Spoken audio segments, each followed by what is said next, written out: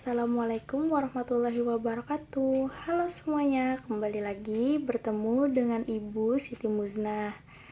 Sebelum kita berbicara lebih lanjut, alangkah baiknya kita memulai kegiatan hari ini dengan mengucapkan basmalah, bismillahirrohmanirrohim.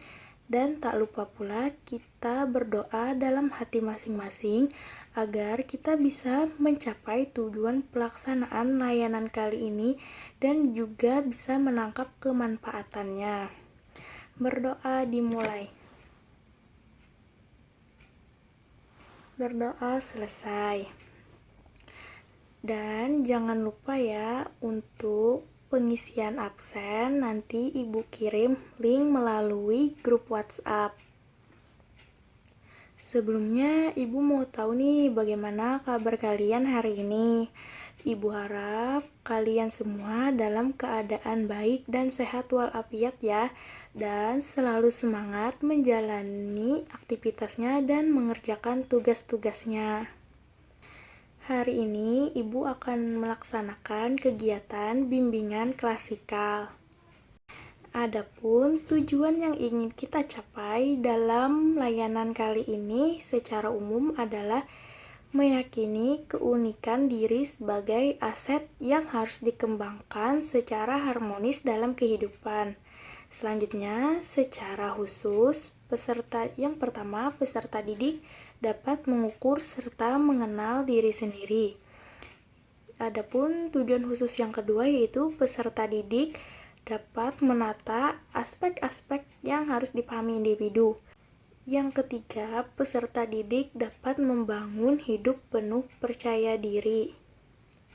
Jadi, kita sepakati pertemuan kita pada hari ini yaitu selama 1 kali kegiatan 40 menit. Materi yang akan Ibu sampaikan hari ini adalah pemahaman diri atau mengenal diri sendiri. Apa sih pemahaman diri itu? Bagaimana sih mengenal diri sendiri?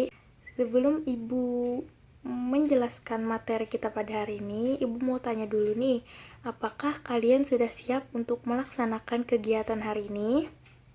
Ibu harap kalian semua sudah siap ya untuk mendengar dan menyimak penjelasan dari Ibu hari ini.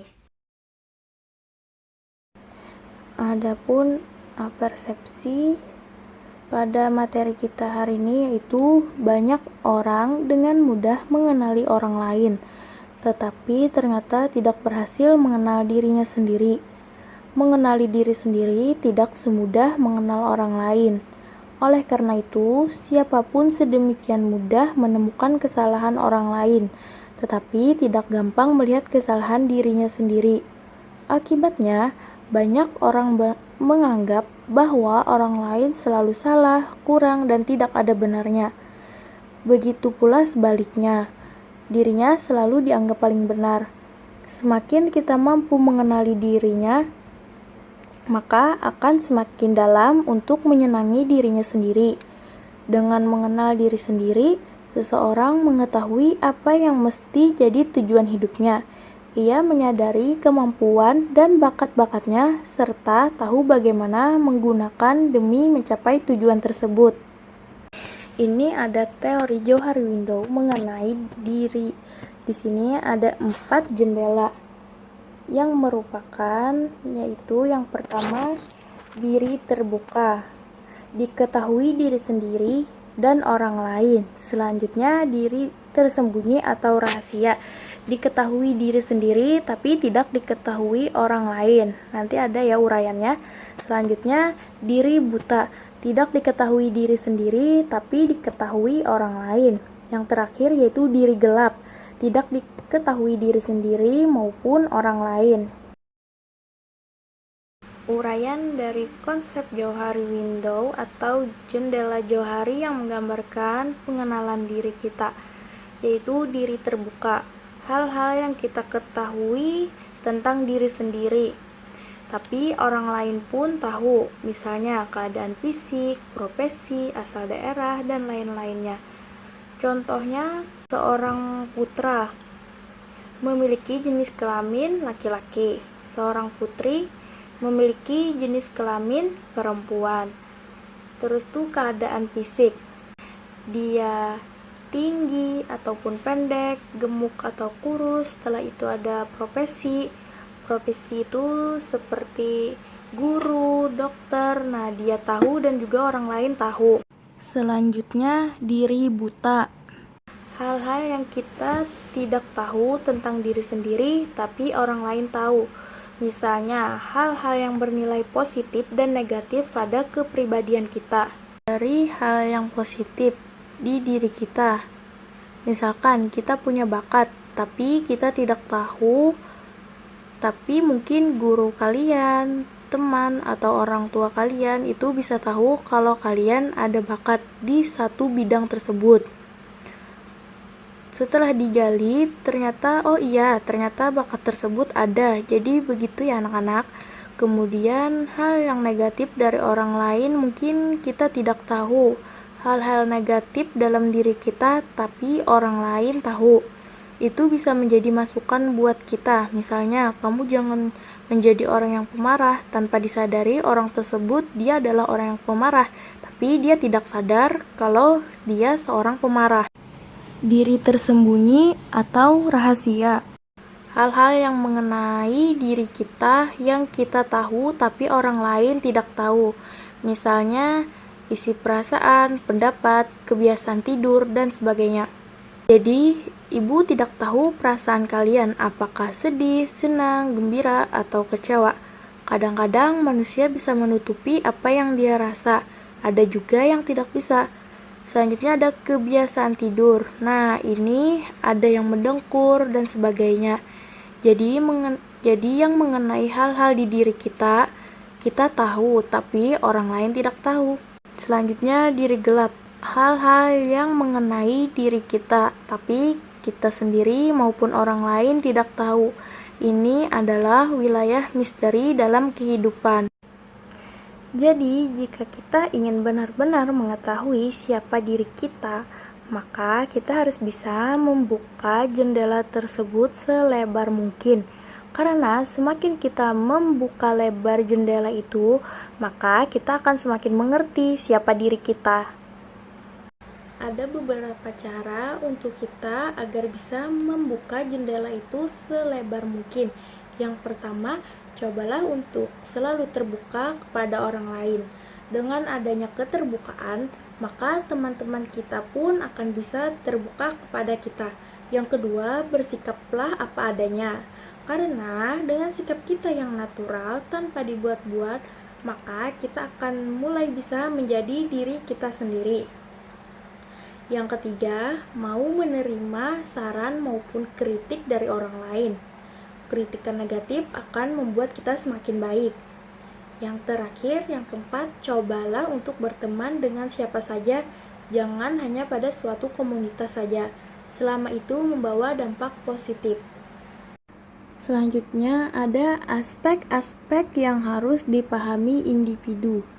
Yang pertama ada aspek fisik. Seluruh anggota badan individu termasuk bagian-bagiannya. Artinya, individu harus mengenali dan memahami kondisi jasmaniahnya dengan segala potensinya.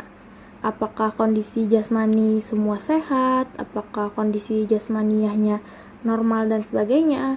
Hal ini penting agar individu mampu mengambil keputusan dengan tepat dan mampu menyikapi hidup ini dengan benar. Selanjutnya, aspek psikis adalah yang berhubungan dengan kondisi kejiwaan individu atau perasaan individu.